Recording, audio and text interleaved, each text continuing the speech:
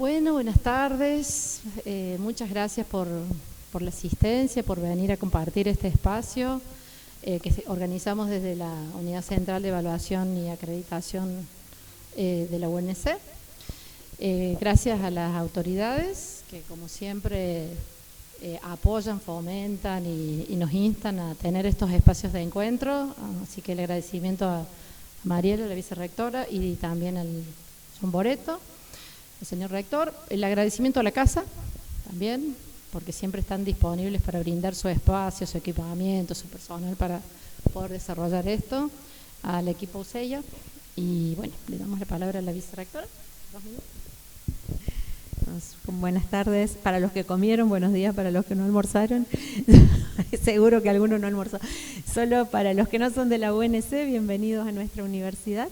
El resto ya somos de la casa, pero siendo de la casa o de la no casa, los procesos de acreditación nos estresan a todos. Y cuando nos mandan un mail diciendo que algo cambió, parece que se nos va a empezar a girar la cabeza, y a veces no es tan grave, y generalmente los procesos y lo que nos ha pasado en las sucesivas acreditaciones es que fueron siendo observaciones y cambios para ir mejorando esos procesos e incluso para ir ordenándolos.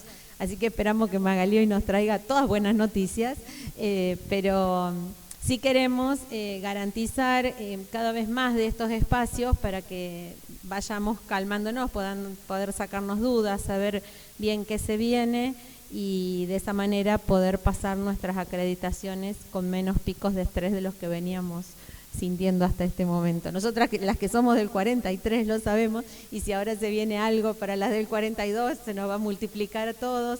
Así que gracias, Magalí, infinitas, por la paciencia que nos tiene a los cordobeses siempre, y a adiestrarnos y a enseñarnos todo lo que tengamos que saber. Muchas gracias.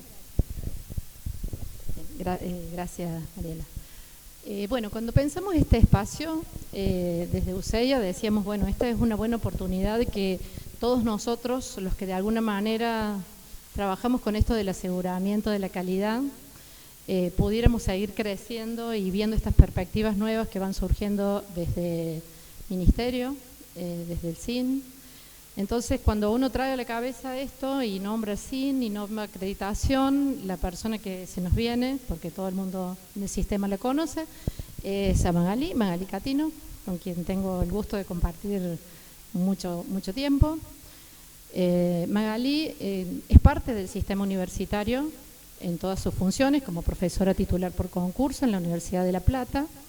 Además, ella es directora, voy a leer bien el nombre, del área de evaluación y seguimiento académico de la Secretaría Académica de la Universidad de La Plata, y como les decía, asesora permanente de la Comisión de Acreditación del Consejo Interuniversitario Nacional. Es quien refleja en su pluma, se ve reflejada en nuestros estándares cuando llegamos con esos documentos que elaboramos las asociaciones. Ella ahí los convierte en algo legible, entendible para todos, no solamente para quienes generamos el estándar. Y también su pluma se ve en los nuevos instrumentos o estándares, como llamamos, segunda generación de estándares para los procesos de acreditación. Así que bueno, para nosotros es un gusto que nos compartamos este espacio y muy deseosos de aprender. Acá les cedemos el micrófono. Gracias, Maga. Bueno, muchas gracias. Buenas tardes a todos y a todas.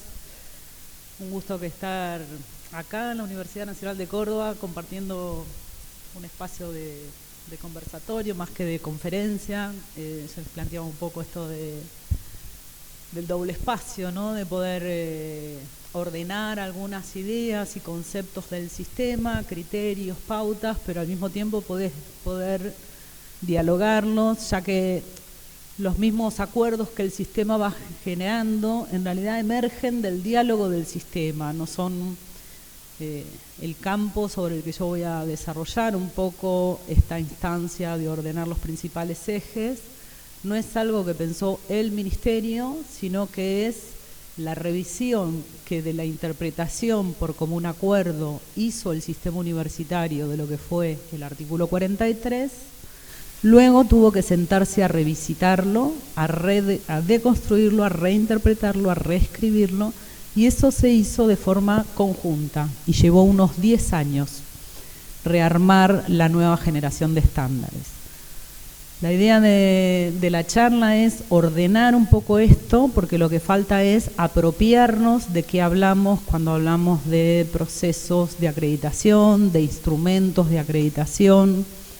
El debate todavía ausente en el sistema, que es a qué llamamos calidad, y ahora vamos a ordenar un poquito este panorama.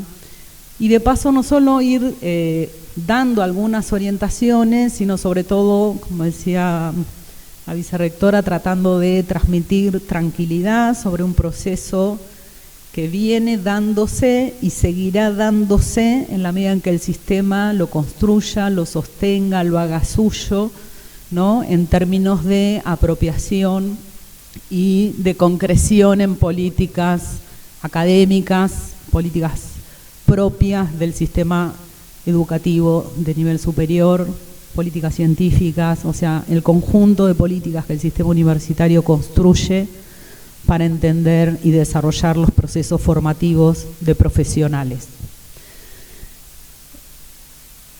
Esta primera situación, digo, la quiero marcar especialmente bien porque no sale de la nada la regulación del artículo 43.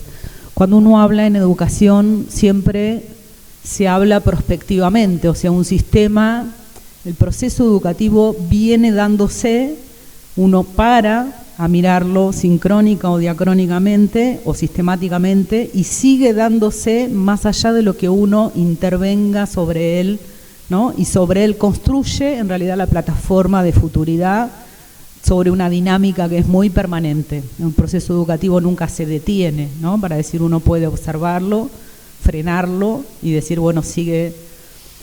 Entonces, este carácter que tiene la educación en el plano que sea en el más didáctico, áulico, sea en el nivel de los sistemas y de sus prescripciones normativas, en realidad es un carácter de los procesos educativos y de sus instituciones que hace también al carácter de la pedagogía. Yo soy pedagoga, profesora en ciencias de la educación, y hay algo muy característico, uno dice, cuando habla de pedagogía a nivel epistemológico, es la debilidad que tiene el carácter de lo educativo, o sea, es un objeto que siempre se nos escapa como agua entre los dedos. Uno va a hacer algo, se proyecta de una manera y el proceso sigue siendo, y puede ser que siga siendo para el mismo lado, para otro, para el previsto o para el no previsto, ¿no? Es un carácter de la situación educativa. Entonces, más allá de que hablemos de carreras reguladas, y que ahora vamos a ver por qué son carreras reguladas, y los temas que sobre esto se han debatido, porque esto ha fragmentado bastante al sistema, es entender que más allá de las regulaciones, esto acontece en cualquier carrera y cualquier proceso educativo. Y después voy a recuperar especialmente por qué lo estoy marcando.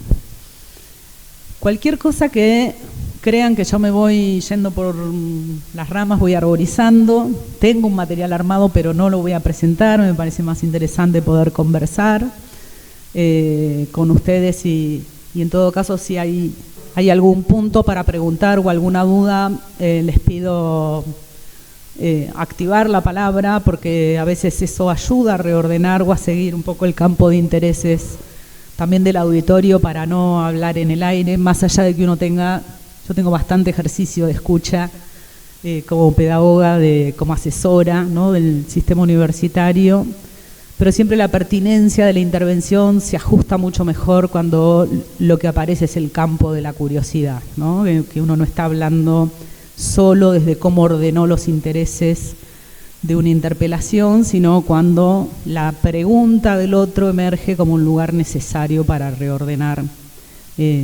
la temática, ¿no? Bueno, la primera cuestión para marcar es que quede claro, más allá de las muchas explicaciones que hemos dado, es un poco de dónde surge todo esto que tiene que ver con el artículo 43 y las actividades de riesgo. ¿A qué llamamos actividades de riesgo? Que fue un debate que llegó tardío, o sea, el artículo 43 se sanciona, hay una resolución previa a la LES del año 94 que establece lo que se llamaban las viejas incumbencias, ¿no? Después aparece la LES en relación a lo que es las carreras del artículo 43, que son aquellas denominadas de riesgo. En el 2003 ya hay una resolución respecto de la convergencia de las actividades de riesgo, y si uno va sumando, en realidad hay un conjunto de unas 8 normativas que regulan lo que se denomina carreras de riesgo en el país. La primera entrada a las actividades de riesgo en realidad no había un acuerdo en el sistema, lo que teníamos era la regulación de las incumbencias, y la ausencia de debate lo que generó fue la incorporación masiva de todas las incumbencias como recorte del campo profesional de manera exclusiva y excluyente para el profesional que se llevaba, yo siempre digo como metáfora, ¿no?, el mantel con todo lo que había dentro. Cuanto más levantaba, mejor, y hubo una entrada de manera completa de la totalidad de los alcances de los títulos. Esto que generó, al no haber debate de un sistema, demasiadas tensiones en torno a cómo se empezó a judicializar el sistema de títulos, entre lo que podía y lo que no podía hacer un profesional, si esa profesión podía hacerlo porque era de tal institución y no de otra, ¿no? Y eso empezó a generar una gran traba en el sistema sobre algo que es en realidad un carácter distintivo del sistema educativo de educación superior argentino, es que nuestros títulos son habilitantes profesionales. O sea, es la institución universidad o institución universitaria la que entrega el título, pero al mismo tiempo que entrega el título, habilita para el ejercicio de la profesión.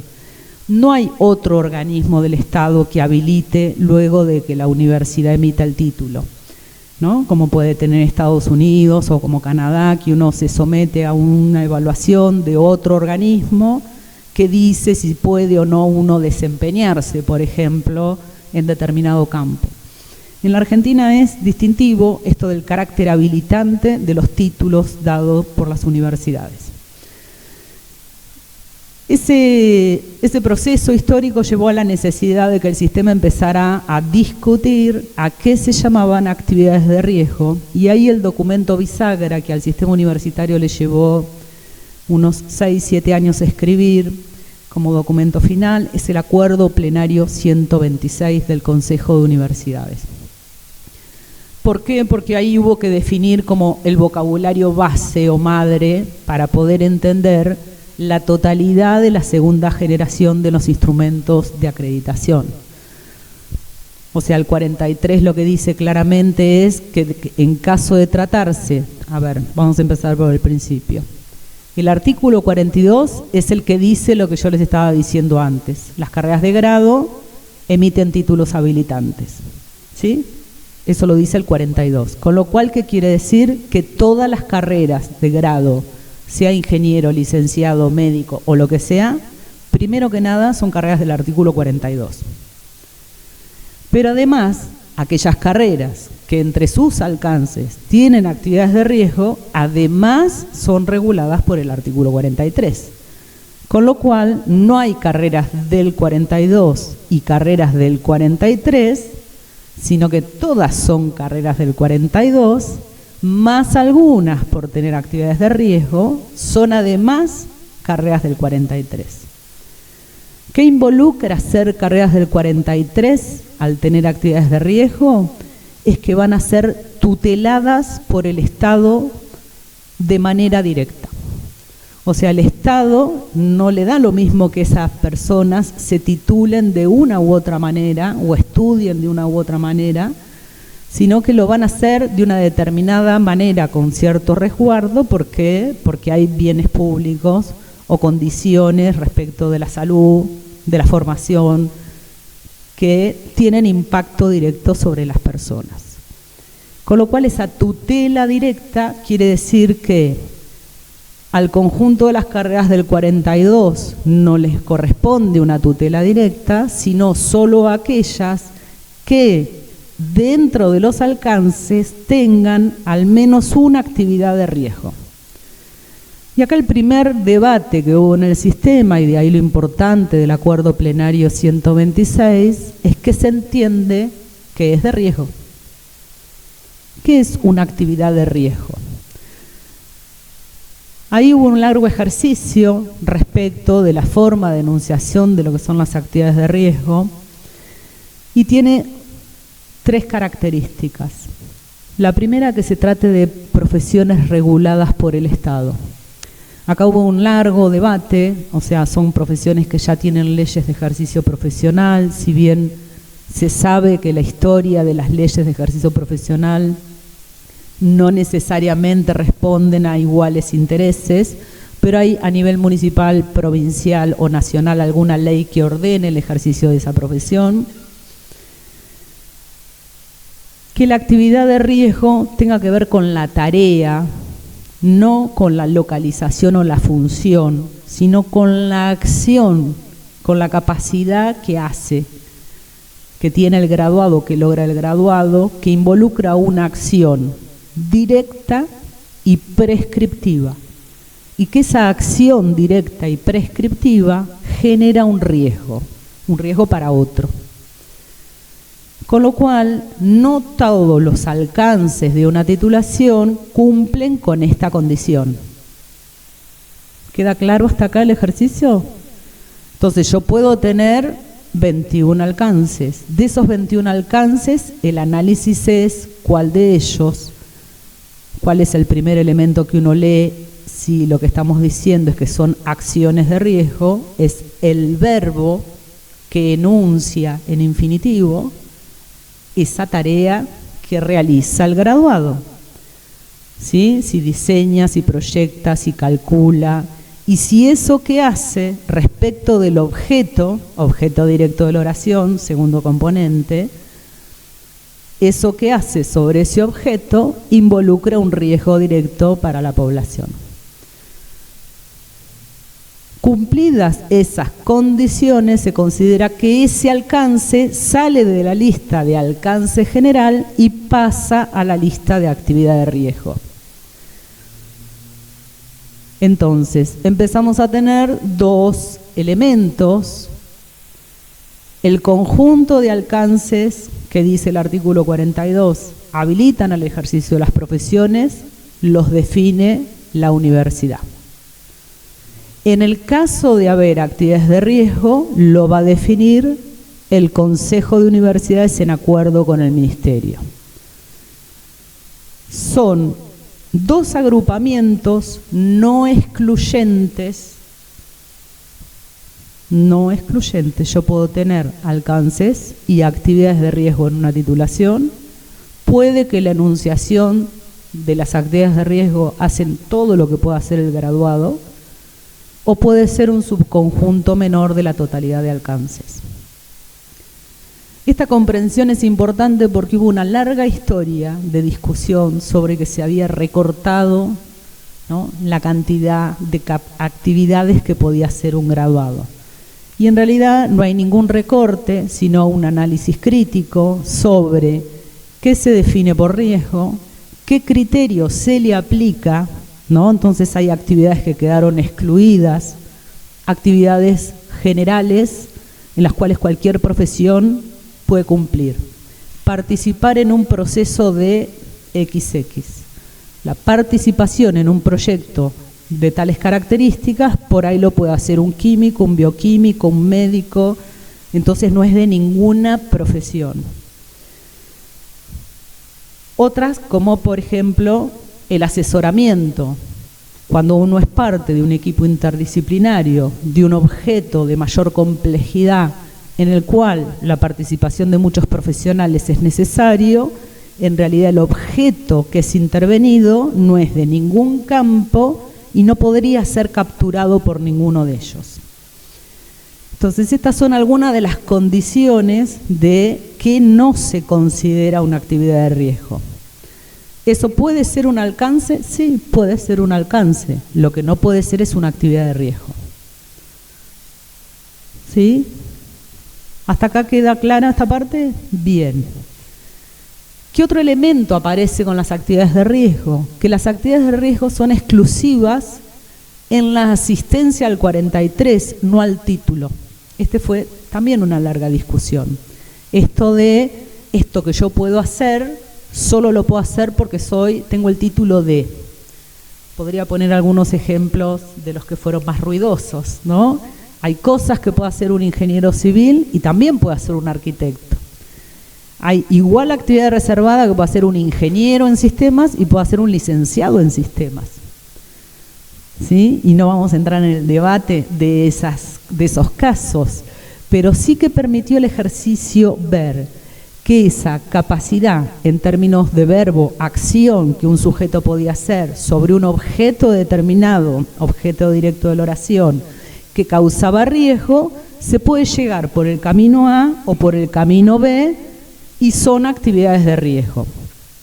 Son exclusivas del campo de regulación del 43.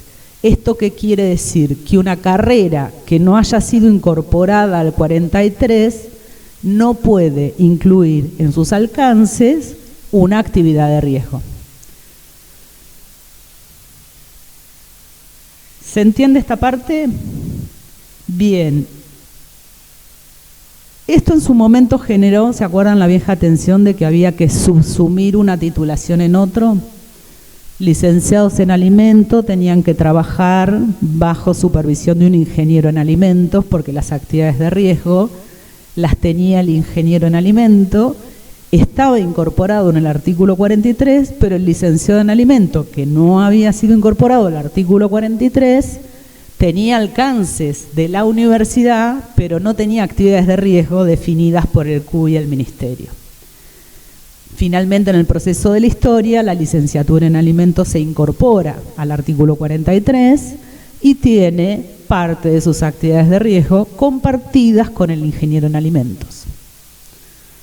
¿Sí? Lo que no puede, que fue un ejercicio el más duro, si quieren, o más pesado que se tuvo que hacer en el sistema, es trabajar de manera individual la titulación, y ahí el sistema universitario lo que decidió fue trabajar por campos, o sea, agrupar al conjunto de titulaciones que asistían al mismo campo de riesgo y trabajarlas en conjunto en su definición y escritura, para poder analizarlas respecto del campo motivo donde se situaba el objeto de la intervención, no del título que emitían, que antes habían sido incorporadas por titulación, sin trabajo de familia de carreras que asistían al mismo campo.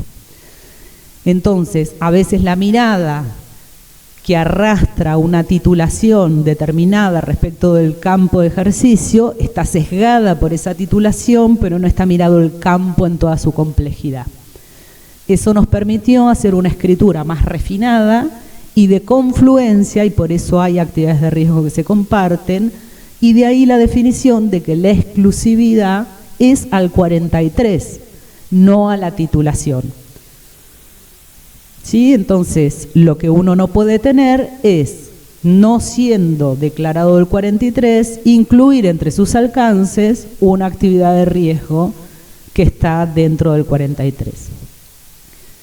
Ese ejercicio sí obligó a, cuando lo hacíamos, en ir leyendo el 42 que nos quedaba fuera, para no llevarnos adentro del 43 otras titulaciones que hacían cosas afines en el campo, de la misma manera de no llevar a las tecnicaturas o a los títulos de pregrado dentro de lo que llevaba el artículo 43.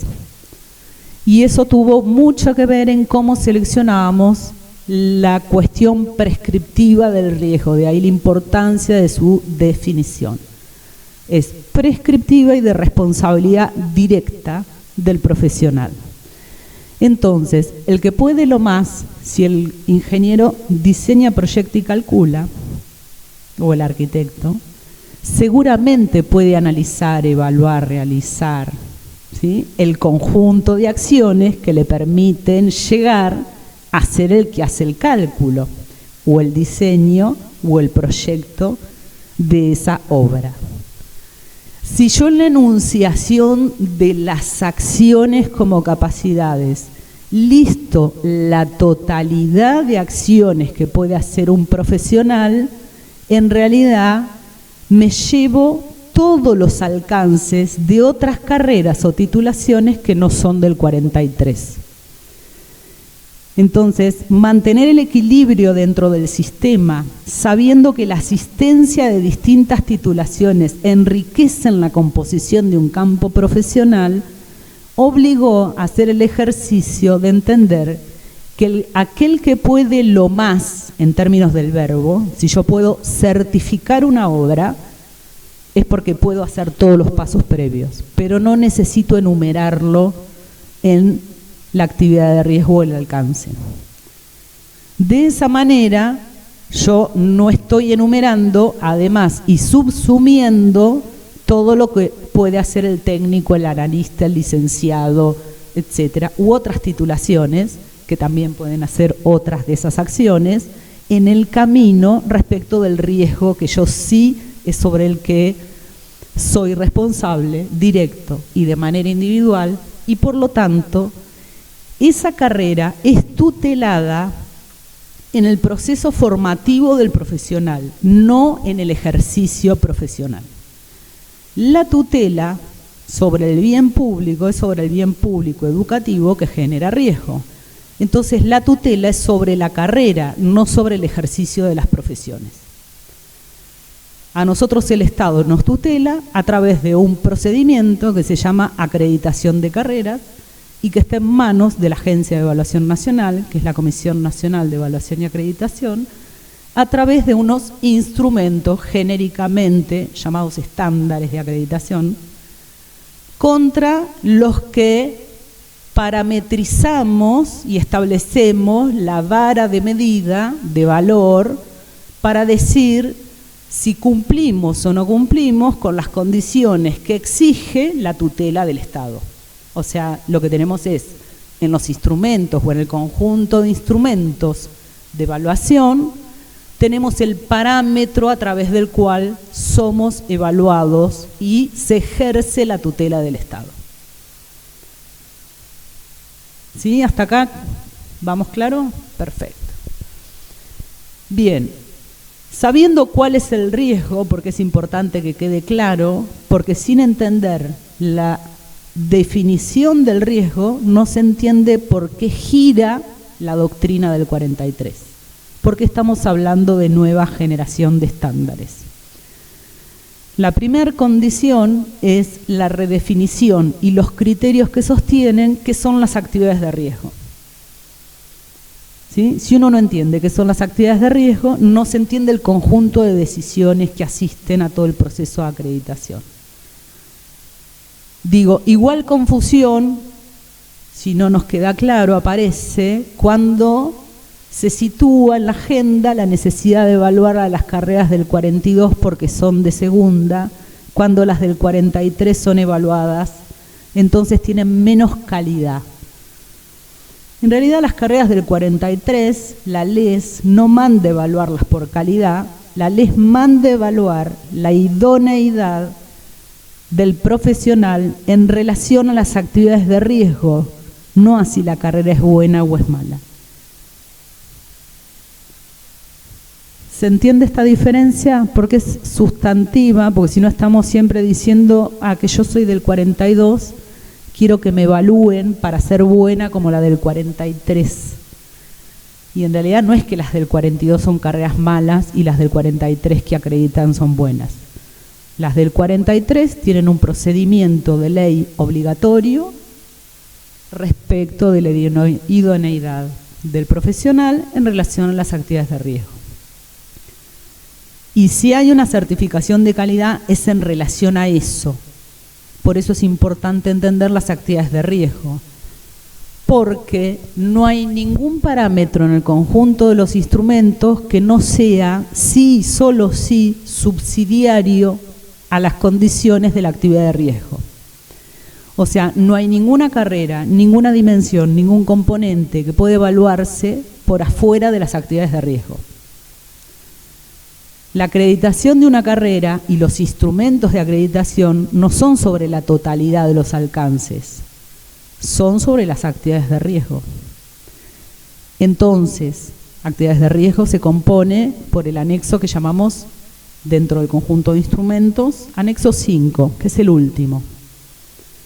A partir del anexo 5 se definen los otros 4 anexos. Los otros 4 anexos tienen que sostener las condiciones de mínima garantistas de que el anexo 5 se va a dar. Si yo digo que hay una actividad de riesgo que es diseñar, proyectar y calcular estructuras, ¿con qué contenidos mínimos? Anexo 1. ¿Con qué carga horaria? Anexo 2. ¿Con qué intensidad de la formación práctica? Anexo 3. ¿Con qué condiciones institucionales? Anexo 4. Yo logro que el sujeto que egrese diseñe, calcule y proyecta estructuras que no van a generar riesgo, que lo hace de una manera idónea. Y todas esas condiciones en Argentina no son de máxima, son de mínima. O sea, es el piso de las condiciones. Por eso la evaluación y la acreditación, otro tema que hay que desarmar es que no es de excelencia, es de condiciones mínimas que garantizan esa idoneidad. Y de ahí que al revés o de manera muy distinta a lo que fue la primera generación de estándares, los instrumentos se redactan en un componente sustantivo que se plasmó en la resolución 989, en la que se analiza el equilibrio entre prescripción y autonomía de acuerdo a las condiciones mandatarias de la LES, que son el proceso de autoevaluación institucional, que es el artículo 44, que además, según el artículo 4 de la LES, las instituciones universitarias son las que tienen que garantizar de manera creciente condiciones de calidad, y eso tiene que ver con la condición de autonomía institucional, que es mandataria del artículo 75 de la Constitución Nacional. Ese artículo 44 es para la evaluación de la calidad y la mejora institucional, que en realidad es una obligación que deviene de una definición de la Constitución que nos otorga autonomía y autarquía. Pero además, antes de decir autonomía y autarquía, tiene como 20 renglones en los cuales define las funciones que tenemos que garantizar con autonomía y autarquía, a partir de lo cual nosotros tenemos que, y dentro de esa redacción incluye, que delega en las instituciones universitarias la función del Estado de cumplir con esas funciones, otorgando autonomía y autarquía a las universidades nacionales. Por lo cual la evaluación institucional en realidad es una obligación que tenemos las universidades en poder demostrar en qué condiciones de calidad cumplimos con esa función delegada del Estado, mandataria, constitucionalmente, administrando bienes públicos y garantizando la inclusión, la igualdad, la formación, la producción de conocimiento, etc. Eso es el marco de lo que podríamos denominar en términos generales calidad, y que inscribe la responsabilidad social de la autonomía en el artículo 44. El artículo 43 no habla de calidad, sino de carreras de riesgo que se inscriben en esas instituciones, que sí son autónomas, que sí deben ser garantes de las condiciones de calidad. Entonces, de ninguna manera un proceso de acreditación de una carrera es en sí mismo un procedimiento de calidad, ¿sí?, como procedimiento en sí, y de ahí la importancia de la resolución 989, que establece el vínculo virtuoso entre el artículo 44 y el 43, entre prescripción, 43, y autonomía, 44. Los instrumentos de acreditación en ese sentido, hoy, los actuales, tienen, entre otros rasgos distintivos, primero, que todos los anexos solo sostienen actividades de riesgo. Ya dijimos que las actividades de riesgo no son todas, son algunas y son las que cumplen esas condiciones. Segundo, todos los instrumentos se redactan de manera tal que no sean la meta, el deber ser institucional, sino como la institución demuestra, principio de autonomía, que cumple con las condiciones que permiten sostener ese proceso de formación con esas condiciones pautadas por los anexos en el marco de su autonomía, pero siendo garante frente a la tutela del Estado. Los estándares anteriores decían en su enunciación, la institución o la carrera debe tener, la institución debe hacer, el plan de estudio debe contar con. Los anexos actuales dicen, la institución dará cuenta cómo, la institución demuestra que. Esto cambia sustantivamente y mantiene ese equilibrio entre prescripción y autonomía, porque no es mandataria de un deber ser, sino que habilite el espacio de que la institución demuestre cómo garantiza esas condiciones de formación para las actividades de riesgo. Este es el cambio más sustantivo, si quieren, que yo les nombraba, están en las distintas normas respecto del artículo 43, y que por un lado suavizan el nivel prescriptivo sobre la autonomía, o sea, hay esta condición de la calidad, que esto tuvo que ver con cómo el primer estándar que se define en la Argentina, que es el de medicina, lo hace recogiendo el modelo de evaluación europea, que eran agencias de evaluación de calidad, o sea, el modelo de evaluación de la calidad, en el marco de un sistema distinto con unas características distintas, entre ellas que Europa no certifica la formación profesional en el sistema universitario de grado, sino en la mayoría de los casos en el posgrado, con el máster, ¿no? Y un montón de no es un sistema gratuito, no es un sistema habilitante, bueno, tiene un montón de diferencias que uno podría analizar. Pero la impronta de la certificación de calidad vino de ese proceso y trajo consigo estas condiciones mucho más aspiracionales sobre los procesos que las condiciones reales respecto de las condiciones de desarrollo de los procesos.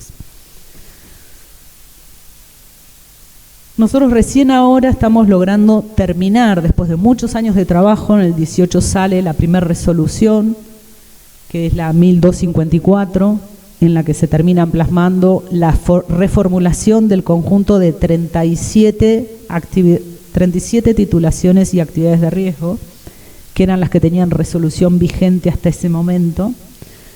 Y dentro de esa misma resolución hay 3 artículos donde define qué son los alcances y qué son las actividades de riesgo. De manera que eso que venía estando plasmado en distintos documentos, pero no escrito en el marco de un cuerpo reglamentario, queda en la 1254 definido claramente, y en relación a lo cual se establecen qué son las actividades de riesgo y qué son los alcances. Si ustedes me preguntaran, van quedando 2 cuestiones pendientes. Algunos ejercicios que como sistema tenemos que hacer respecto de el vínculo entre trayecto formativo y alcances de los planes de estudio. En general, los alcances de los planes de estudio se han ido como cristalizando como capacidades terminales, pero muchas de las veces no tienen un correlato real con los trayectos formativos que nos planteamos. Y ese es un ejercicio que debiéramos hacer obligadamente, lo mismo que el perfil, ¿no? Eso que digo, que el sujeto, ¿no? Lo mismo si lo lleváramos al plano didáctico, al programa de la asignatura, al espacio áulico. eso que yo me propongo, que digo que el sujeto, después de hacer 4 años, 2.000 horas de carrera, 2.600, 3.000, haciendo determinadas actividades prácticas, leyendo determinados textos, asistiendo a una determinada cantidad de exámenes parciales, asignaturas, etcétera, va a tener la capacidad de, esa capacidad terminal que se expresa en un verbo sobre un objeto. Uno tendría que hacerse la pregunta de qué cosas desde cada uno de los espacios y desde ese tipo de recorrido yo garantizo como institución que ese sujeto va a poder hacer. Esas son preguntas que uno se tiene que hacer, sobre todo cuando además hace procesos de revisión de plan de estudio, no necesariamente de modificación, pero sí de evaluación. Y al mismo tiempo hacerse la pregunta en una lógica muy de dispositivo funcional, o sea, cómo todas las partes hacen al todo, ¿no? Cómo cada uno de los espacios curriculares y las dinámicas definidas en el mismo asisten y colaboran a que esa capacidad terminal finalmente acontezca. Ese es un primer apartado y lo dejo así con mucha prudencia. ¿Por qué? Porque hay muchos campos en el artículo 43 y también los hay en el 42, que no entraron al 43, que tienen una lista de alcances que vienen acordados entre las instituciones formadoras y que no han tenido en los últimos años mayor debate, sino sobre todo lo sostiene una cristalización de acuerdos. Y si además uno los pone en relación con las actividades de riesgo, en realidad la enunciación de la primera o segunda actividad de riesgo prácticamente condensa los 20 y pico de alcances que hay luego. Entonces cabría hacerse la pregunta respecto de las capacidades terminales, que finalmente son competencias, esas capacidades terminales, no por modelo pedagógico, sino como capacidades del sujeto para realizar determinadas acciones. ¿Cuáles serían, respecto de las actividades de riesgo, que nos falta enunciar como capacidades terminales que no están ya incluidas en las actividades de riesgo? Eso como ejercicio dentro de las que están en el artículo 43, son ejercicios que uno va viendo, que todavía quedan pendientes, porque eso se ve cuando uno aprueba un plan de estudio en el Consejo Superior de una universidad. Lo primero que define de un plan de estudio es cuáles son las capacidades terminales que garantizo respecto de este proceso, componentes del plan de estudio. Si yo tengo un subconjunto de actividades de riesgo, el resto que no son actividades de riesgo y son alcances, que no estén repitiendo lo que el riesgo ya dice, que estén agregando capacidades, que no estén en realidad enumerando cualidades del egresado, perfil, y que sí sean capacidades. Estas son algunas de las primeras cuestiones que nos abre como desafío la nueva generación de estándares, porque, ¿qué pasó? A veces uno reniega de la prescripción en relación a que es tan prescriptiva que pierdo la autonomía. Hemos logrado una nueva generación de estándares cuya prescripción equilibró la prescripción con la autonomía, y ahora viene el momento de hacerse cargo de esa autonomía. Es qué hago con el resto del conjunto de los alcances. Por ejemplo, que no sean actividades de riesgo y que aún siendo alcances que quedarían dentro del no riesgo, se pueden compartir con otras carreras que son de no riesgo también. Lo que no se puede compartir es que una carrera que no sea de riesgo tenga alguna capacidad terminal que esté dentro de una que está en el 43. Pero puedo compartir alcances aún siendo una carrera del 43. Arquitectura puede tener un alcance, no actividades de riesgo, alcance en el resto del listado de una universidad que tenga alcances compartidos con un área de diseño que no está en el 43 y compartir un alcance, sí. Ahora, eso amerita ejercicios de trabajo en relación a qué vemos como capacidades terminales y que las mismas realmente estén sostenidas por los trayectos formativos, los tipos de saberes, los tipos de saber hacer que están puestos en el conjunto de un plan de estudios. Ese es uno de los primeros grandes, si quieren, desafíos. Cuando a uno le liberan autonomía, es difícil empezar a moverse en un lugar donde hay que tomar decisiones. Y es más fácil que la decisión venga de afuera y no que tenga que emerger de adentro, ¿sí? La segunda cuestión, les decía, el conjunto de instrumentos. Acá voy a aclarar algo también que suele aparecer como gran confusión histórica del sistema. El conjunto de instrumentos, ¿quién lo elabora? El conjunto de instrumentos de acreditación, así como las actividades de riesgo, con el aporte del conjunto de carreras a través del debate que se dio en el CIN, Consejo Interuniversitario Nacional, el CRUB, Consejo de Rectores de Universidades Privadas, finalmente se trabajó en el Q. Los instrumentos de acreditación los trabajamos con el conjunto de asociaciones de carreras, de decanos, autoridades de carrera, a veces no son decanos necesariamente, depende de las estructuras de organización institucional, a veces son asociaciones de carreras.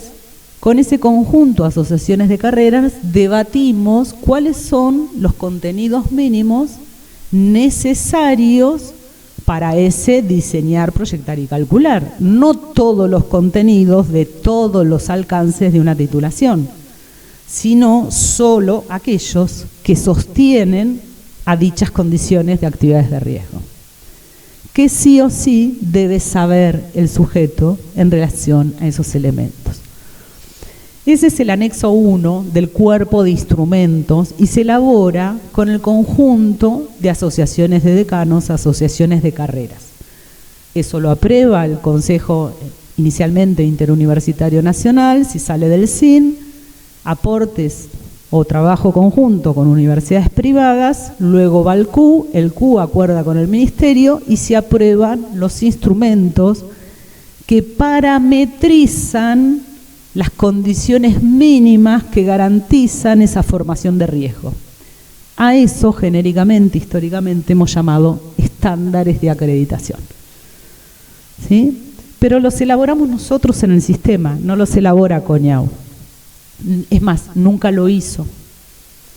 CONIAU es un organismo de aplicación que agarra el instrumento y compara lo que el instrumento dice con lo que nosotros hacemos, con un par evaluador, y en función de eso dice cumple o no cumple. El tema es que la primera generación de estándares que teníamos en el país era básicamente aspiracional. Entonces la mayoría de las instituciones universitarias no cumplíamos con el deber ser que nosotros teníamos construido imaginariamente y además escrito en una resolución que decía que la institución debe tener investigación, extensión, ¿no? Y con límites muy poco o muy mal definidos para hacer un criterio. Eso hacía automáticamente que la ecuación fuera ver cuántos docentes tengo investigando, cuántos no tengo investigando, y aplicar de parámetro una vara del sistema. Y eso, en realidad, si yo tengo docentes investigando, muchos o pocos, no sé qué tiene que ver con la actividad de riesgo. Hoy el criterio que aparece en relación a eso es que sí es importante que una institución tenga políticas integrales, ¿no? Que ofrezca posibilidades de investigar, que tenga una planta docente que pueda ser parte de un proyecto de investigación, que un estudiante pueda participar de un proceso, de un proyecto de extensión. Pero de ninguna manera se debe tener, sino que la institución da cuenta cómo cumple con las funciones de una institución universitaria. Y esas funciones están definidas en el estatuto. Y cómo eso, en todo caso, enriquece el proceso formativo del sujeto que está en la institución en una carrera que tiene actividades de riesgo. Entonces, el anexo 1 tiene estas características. Había una serie de componentes que yo les podría decir, no tiene resolución de amparo, si quieren, el anexo 1, 2 y 3, como si lo tiene el 4 y el 5, pero sí en tanto ejercicio de escritura y de redefinición de estándares, de instrumentos, se han ido armando algunos criterios en función de cómo hemos visto funcionar el conjunto de acuerdos de las carreras para definir estos anexos. La primera es salir del lugar en el que nos puso la primera generación de estándares, el nivel de detalle de contenidos, lo que llamamos cajas de agregación u ordenadores, o sea, campo, área, eje, contenido. Son tan altamente prescriptivos que es difícil pensar un plan de estudio afuera de esa prescripción. Entonces, la mayoría de los estándares al principio decían que quedaba en manos de las autonomías universitarias definir el plan de estudio, pero cuando uno veía el anexo 1 no había manera de definir un plan de estudio afuera de ese anexo 1. Entonces, ¿qué pasa? El nivel de resolución pasaba a ser tan detallado en el nivel prescriptivo que se metía de manera directa en el campo de la autonomía de la institución y de lleno en la homogeneización epistemológica de una forma de entender ese campo.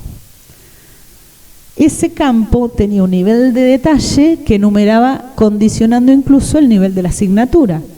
O sea, la cantidad de contenidos detallados, ¿no?, era tal que prácticamente no había nada por fuera que pensar que no fuera la totalidad de los contenidos de las asignaturas.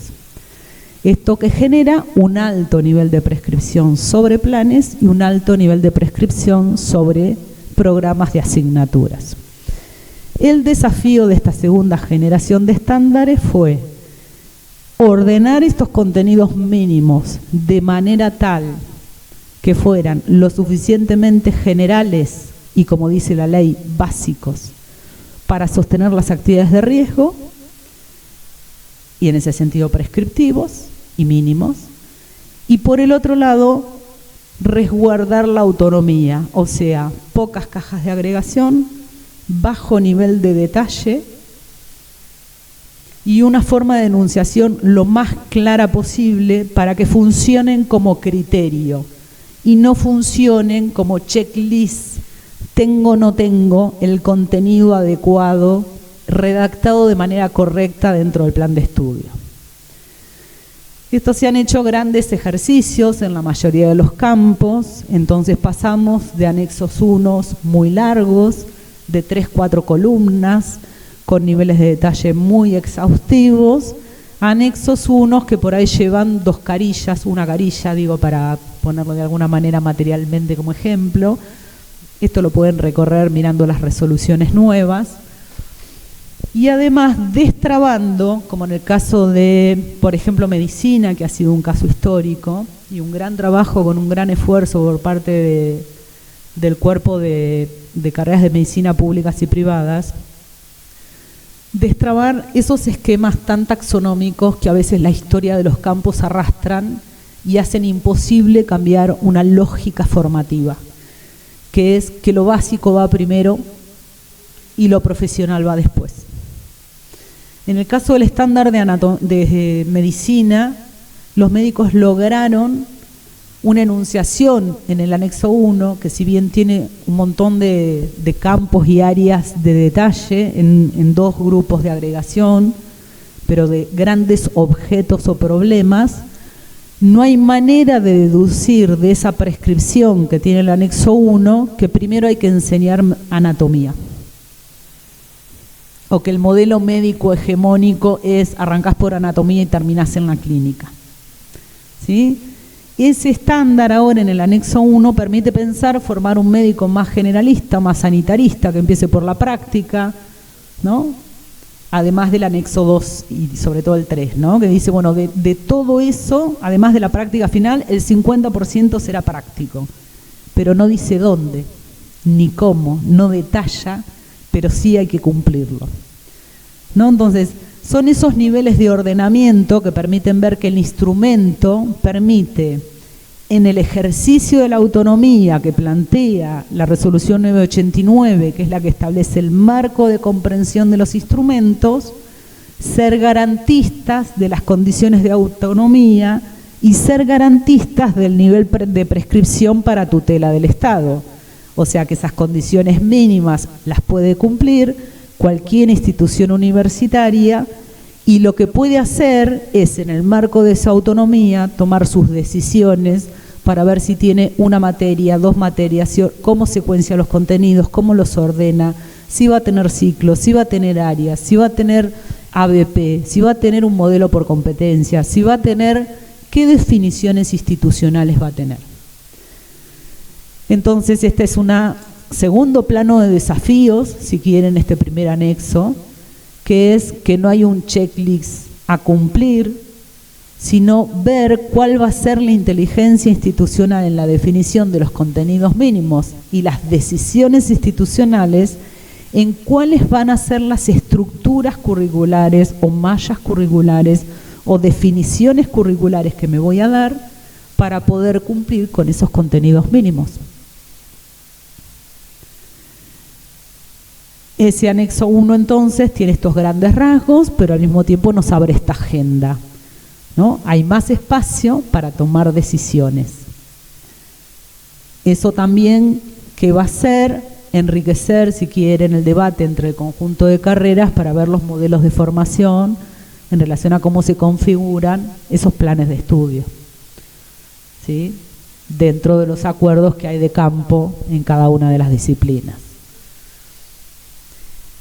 El anexo 3 es el de cargas horarias mínimas. En realidad este no tiene mayor detalle, hay una variedad en lo que son los anexos 3, algunos han establecido mínimo de años, pero en realidad la ley es muy clara. Por ahora el nivel prescriptivo que nosotros tenemos es el de la ley y es el de estas resoluciones, y lo que pide es carga horaria mínima, o sea, cuál es el mínimo de contenidos básicos, carga horaria e intensidad de la formación práctica para garantizar actividades de riesgo.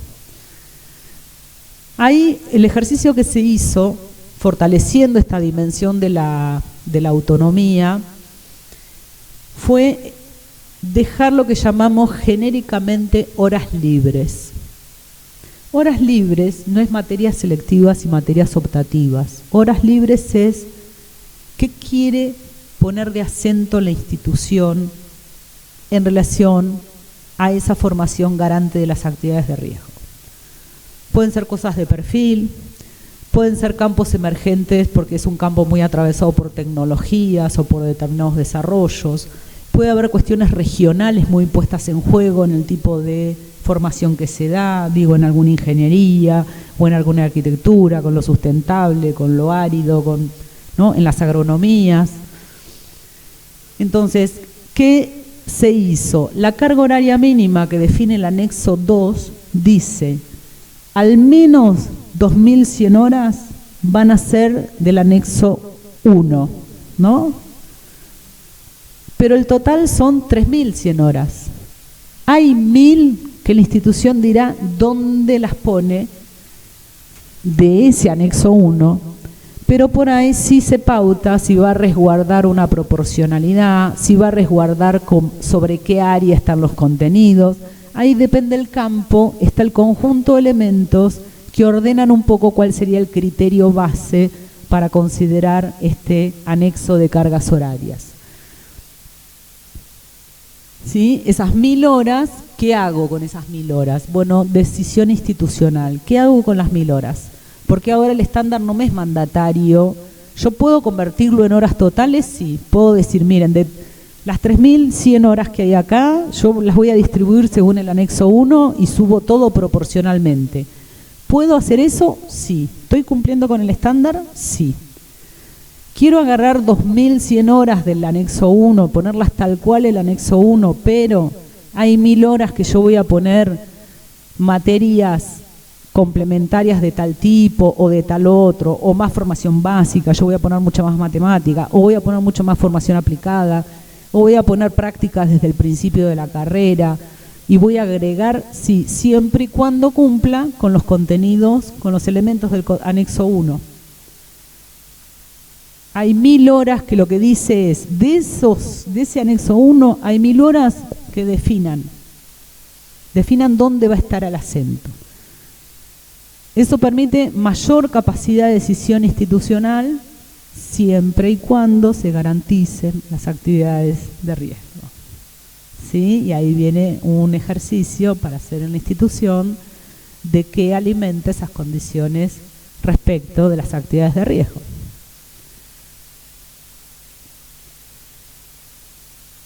El tercer anexo, que es la intensidad de la formación práctica. La intensidad de la formación práctica no son los TP de las materias. Y esto quiero ser totalmente claro. Todos nosotros tenemos una taxonomía en el sistema universitario, que la teoría, anexo 1, es el teórico, y la intensidad de la formación práctica es el trabajo práctico de la materia. Y acá estamos hablando de que el eje que orienta cualquier comprensión son las actividades de riesgo. Y el anexo 1 que dice, ¿qué saberes tiene que tener el sujeto en su trayecto formativo para poder cumplir con las actividades de riesgo? ¿Cómo voy a ir haciéndole hacer un recorrido de entrenamiento de ese saber hacer? ¿Se acuerdan el verbo sobre el objeto directo? Para que ese sujeto sepa hacer eso que tiene que hacer y que es de riesgo. Entonces, la intensidad de la formación práctica, porque uno puede tener una formación práctica en relación a las formas de conocer, de aproximarse al objeto, de observar, de resolver situaciones, que uno lo puede hacer a través del TP, uno lo puede hacer diciendo, no, la mitad de las materias van a ser talleres y no materias teóricas, uno lo puede hacer con residencias permanentes a lo largo de los 4 años de la carrera en campo, en territorio. Bueno, ¿cuál va a ser la intensidad de la formación práctica para entrenar el territorio del verbo de la actividad de riesgo? ¿Cómo voy preparando a ese sujeto de maneras que lleven a una complejidad gradual y creciente para que cuando se vaya a graduar ese sujeto pueda diseñar, proyectar y calcular? Porque uno no pasa del libro a la capacidad solo ni de manera automática, ¿no? Para eso estamos las instituciones universitarias, que no solo certificamos que el sujeto puede hacer eso, sino que se supone que un sujeto que va a una biblioteca y simplemente lee los libros, más allá de que pueda existir, y es más, lo existe, que pueda terminar ejerciendo unas determinadas capacidades, no es automático el ser autodidacta, ¿no? Se supone que uno en un sistema formador lo que ofrece son atajos legítimos de entrenamiento y de acercamiento y unas formas de acercamiento y de entrenamiento óptimas para llegar a unas capacidades terminales, y en función de eso certifica y representa frente al Estado esa función delegada, ¿no? Dice, vos podés ser ingeniero, vos podés ser arquitecto, vos podés ser docente, vos podés ser enfermero. Eso que yo estoy garantizando, que certifico y que doy, involucra que no alcanza con leer libros, no alcanza el trabajo práctico de la materia.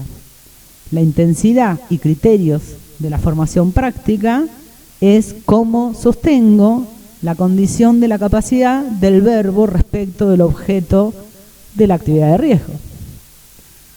Si yo digo que un sujeto va a poder diseñar, calcular y proyectar, ¿qué cosas tiene que ir haciendo en el recorrido de la formación que le permitan lograr esas capacidades integrales de prescripción y responsabilidad que tiene? ¿Cómo lo voy a ir haciendo? Y ahí van las decisiones institucionales. El anexo lo que va a tener son pautas respecto de esa intensidad y esos criterios. Ahora, luego, ¿cómo uno lo resuelve? Digo, hay carreras que han puesto prácticas experimentales de laboratorio y elaboración de proyectos, que tienen determinadas características. Bueno, uno después verá dónde están esas prácticas, ¿no? Y en relación a qué cosas.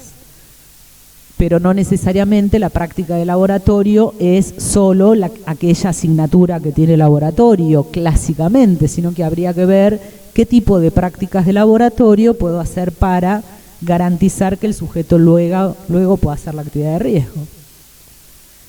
De la misma manera, ese anexo 3 tiene un nivel de parámetro, pero no de prescripción total sobre cómo puedo definir las condiciones mínimas que deben garantizar las actividades de riesgo, pero no prescribir sobre los planes de estudio y los TP de las asignaturas de un plan de estudio, ¿no? La carga horaria práctica.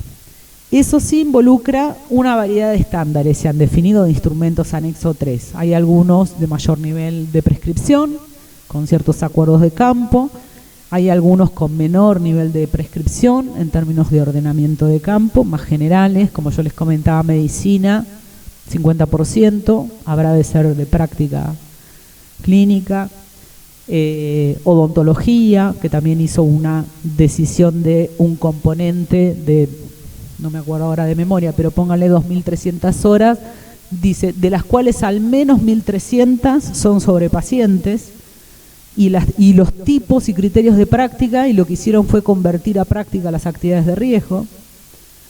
Entonces tienen que hacer prácticas sobre pacientes y prácticas sobre poblaciones y comunidades.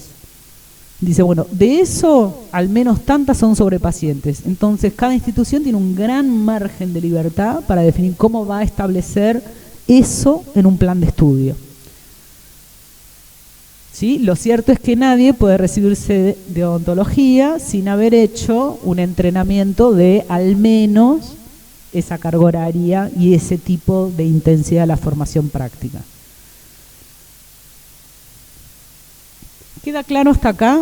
Estoy como tirando muchas cosas sintéticamente, pero ¿alguna pregunta o consulta? Nutrición acá la tengo a full.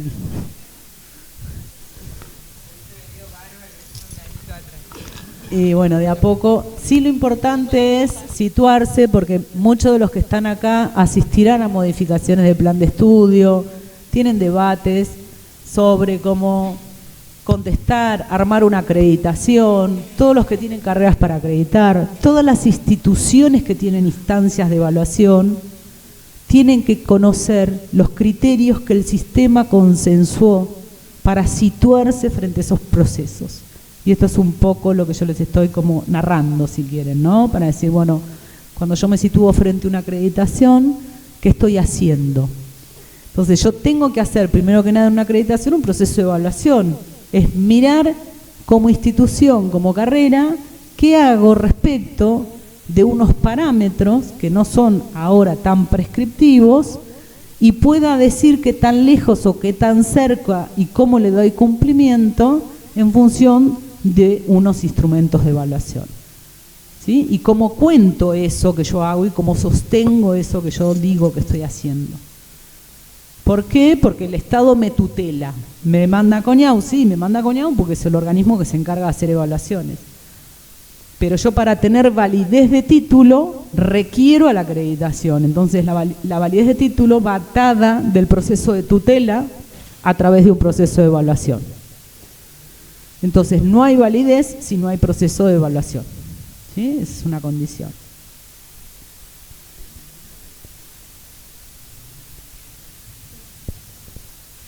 El último anexo que me queda contarles es el anexo 4, que es el de condiciones institucionales, que sí fue un anexo largamente debatido, porque además tuvimos muchas situaciones de acreditaciones de carrera muy condicionadas por el anexo 4, que antes no era anexo 4, ahora se llama condiciones institucionales anexo 4, que ese sí está respaldado por una resolución ministerial, que es la resolución 1051, que fue la última que salió, que estableció cuáles eran las dimensiones organizacionales que una carrera sí o sí debe cumplir pero no sí o sí como deber ser, sí o sí como condiciones para el desarrollo de una carrera. Pero bajo este principio de la 989 de autonomía prescripción, es cómo la institución cuenta con esos elementos, demostrando cómo hace con ellos.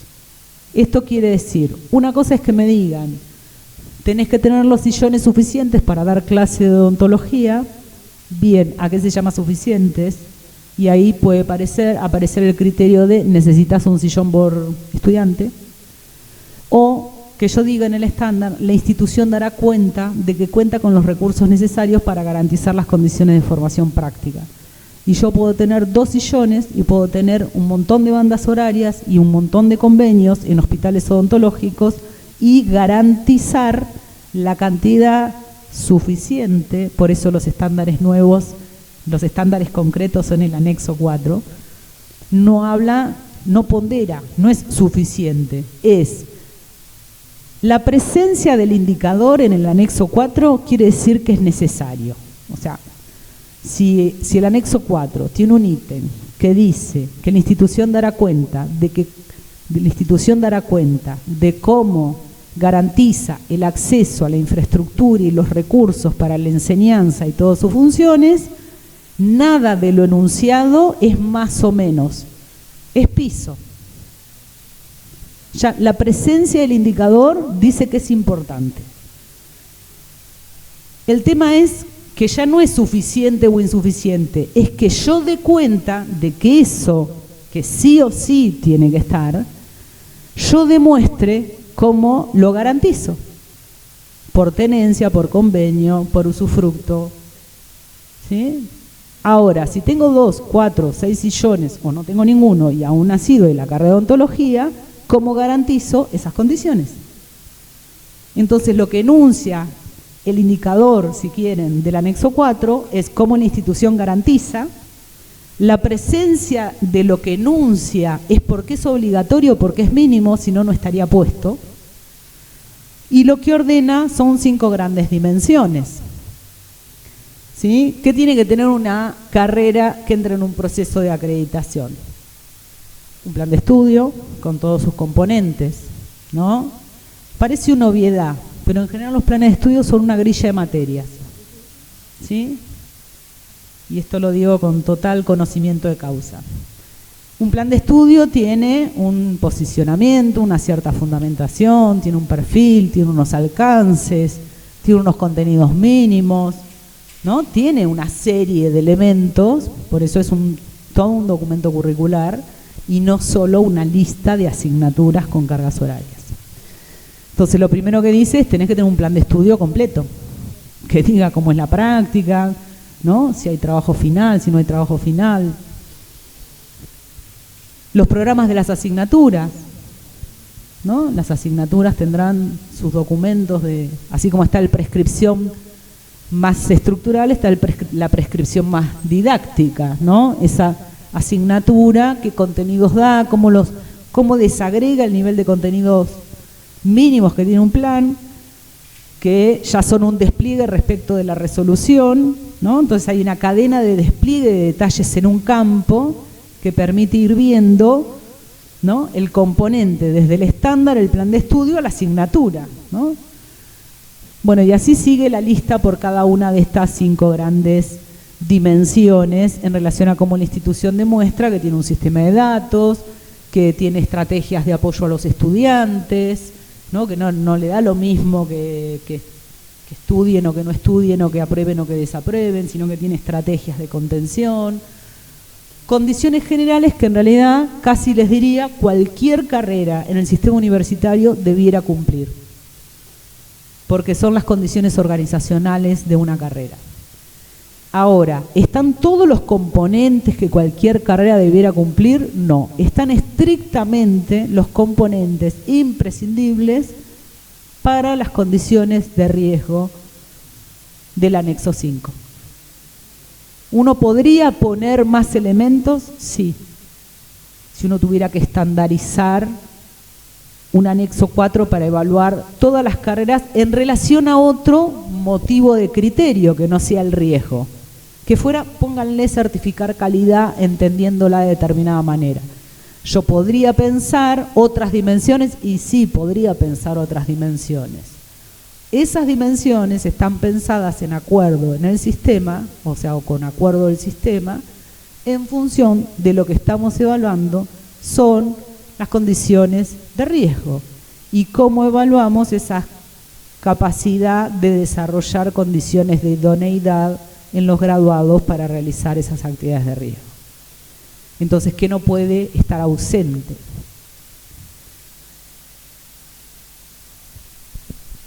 Ese anexo 4 sí tiene una resolución y esa resolución sirve de amparo, sobre todo para establecer cuál es la pauta de cómo uno piensa el criterio. Y para que quede claro que ahí no es la ecuación cantidad de sillas, estudiantes, entonces hay una buena relación, ¿no? Depende del nivel de implantación institucional, hay muchos condicionantes en la redacción, porque no es lo mismo una carrera que empezó hace 5 años o una institución de 10 años de existencia que una institución de 200, no es lo mismo Córdoba que tiene 400 años, ¿no? Como institución universitaria, que una institución que tiene 5 años, ¿no? Que fue creada. No es lo mismo que si la carrera está inscripta en una institución de una universidad provincial que de una universidad nacional. ¿Por qué? Porque si bien las dos tienen autonomía, ¿no? Respecto de esa autonomía, la institución provincial no tiene autarquía, entonces el manejo de recursos no depende de la institución, sino de la jurisdicción en relación a... Entonces hay condiciones que no son iguales, o que no está organizada en facultades, o que la escala y tradición de tipo de campos y de desarrollo de masa crítica no es la misma en una institución que en otra. No es lo mismo que si es de gestión pública que de gestión privada. O sea, hay un montón de matices en el sistema universitario que lo hace muy rico y muy potente, por lo cual el estándar no puede avasallar aquello que en el marco de las autonomías justamente es una potencia en el sistema universitario argentino, que es esa riqueza y esa variedad de tipo de instituciones y de historias institucionales y de desarrollos de campos que tenemos en las instituciones universitarias. Entonces, un sistema de evaluación, como fue pensada la segunda generación, llevó 10 años de escritura, pero trató de capturar la inteligencia de esa riqueza para poder respetarla y seguir potenciándola y no ponerla como techo a la condición de acreditación, ¿no? Sino como un punto de lanzamiento hacia que ese sistema pueda seguir creciendo y mejorando aún el desarrollo de esas carreras que solo son evaluadas y acreditadas porque son carreras de riesgo. Es el motivo de la evaluación. Ustedes saben que un proceso de evaluación es como un proceso de producción de conocimiento. Tiene un objeto y tiene una pregunta que establece un criterio a partir del cual la diferencia entre investigar y evaluar es que al resultado de la investigación lo voy a describir, al resultado de evaluación yo lo que voy a hacer es emitir un juicio.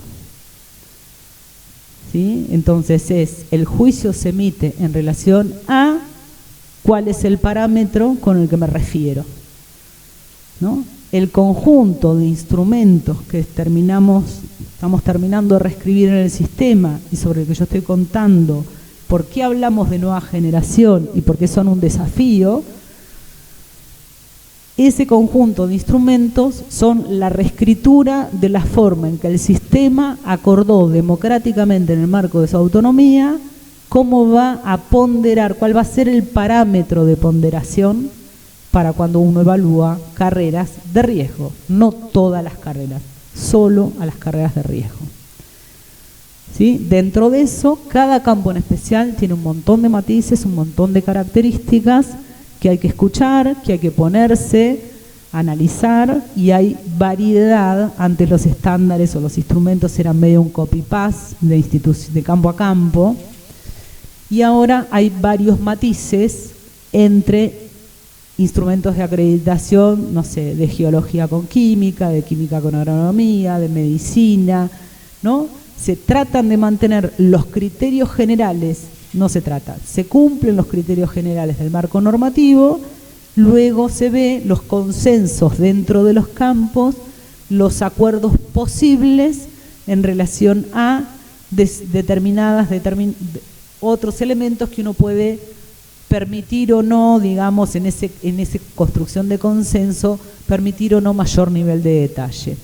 A veces quedan anexos, han quedado con mayor nivel de detalle del que uno hubiera pretendido, pero a veces uno entiende que hay unos determinados consensos de campo que lo requieren, y en otros casos han quedado enunciados muy generales, y también se entiende que a veces hay consensos que con esas 3 enunciaciones se entiende que el campo va por ahí y que no hay otra cosa para enseñar dentro de ese campo y que como enunciación de contenido mínimo alcanza.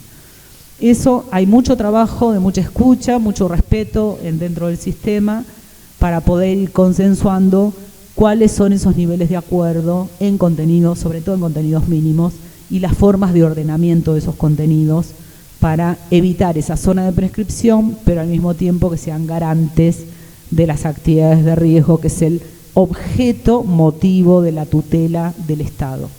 De la tutela del Estado respecto del proceso de formación, no del ejercicio profesional, ¿sí? Eso que quede bien claro.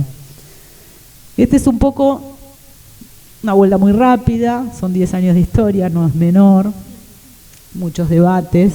Los primeros estándares no son iguales a los últimos. En el seno del sistema fuimos aprendiendo de hacer el ejercicio, fuimos aprendiendo de escuchar a los distintos campos y sus problemas y ver que algunas cosas que fuimos pensando en algunos campos en otros aplicaban un poco menos, ¿no? Y decir, esto que decíamos acá estuvo bueno desarmar, en otros decíamos, si desarmamos acá, la verdad no lo pueden contener al campo porque se les hace agua con otros que están en el 42.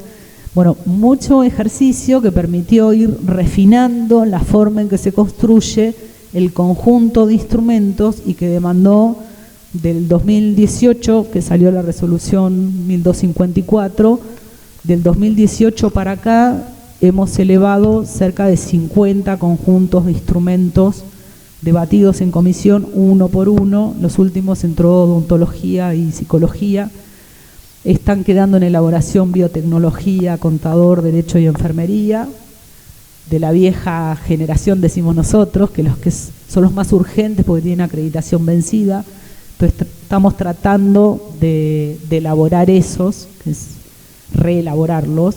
Y en la medida que van entrando, como el caso de nutrición, bromatología, entraron ya con la nueva doctrina. Entonces no hubo reelaboración de instrumentos, sino directamente avanzamos sobre la elaboración de la nueva doctrina de instrumentos de elaboración.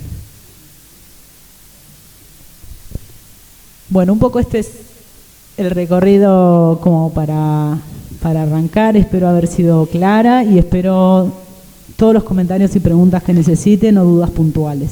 Muchas gracias.